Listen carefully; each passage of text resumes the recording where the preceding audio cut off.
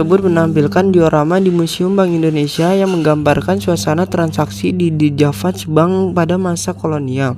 Dalam satu adegan ini terlihat replika petugas bank yang sedang bekerja menggunakan peralatan antik seperti mesin ketik manual dan telepon jadul, lengkap dengan tumpukan uang kertas kuno berukuran besar di atas meja.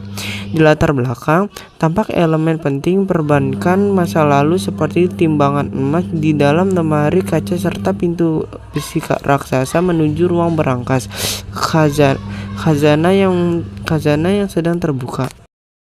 Objek ini adalah papan metamorfosa logo Bank Indonesia yang menunjukkan perubahan logo BI dari masa The Javash Bank atau JB hingga era modern. Sejak sekitar 1953 hingga 2005, logo BI mengalami penyederhanaan dari bentuk yang dekoratif dan klasik menjadi lebih tegas, solid, dan berwibawa sesuai peran BI sebagai bank sentral. Logo-logo awal banyak muncul pada uang kertas dan koin dan belum menjadi logo resmi. Sementara versi terakhir kemudian ditetapkan sebagai identitas korporat Bank Indonesia. Ini adalah diorama pengrajin batik tulis di Museum Bank Indonesia yang menggambarkan proses membatik tradisional menggunakan canting dan malam pada kain dengan latar berbagai motif batik Nusantara. Diorama ini berfungsi sebagai media edukasi tentang batik sebagai warisan budaya Indonesia sekaligus menunjukkan perannya dalam sejarah ekonomi dan perdagangan. Karena batik sejak dulu menjadi komoditas penting dan bagian dari industri kreatif masyarakat. Di foto ini banyak terlihat koleksi uang kertas numismatik yang dipamerkan di Museum Bank Indonesia.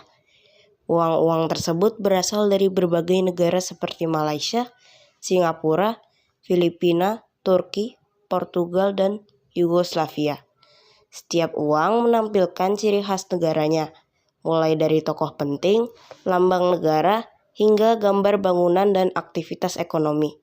Sebagian uang sudah tidak digunakan lagi, sehingga memiliki nilai sejarah.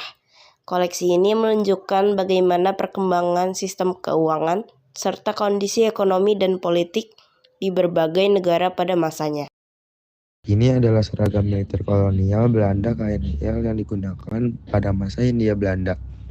Ciri-cirinya terlihat dari jas biru tua dengan kancing logam, celana putih, topi, senjata api, serta lambang bendera Belanda yang menandakan seragam tentara atau aparat kolonial di Museum Bank Indonesia.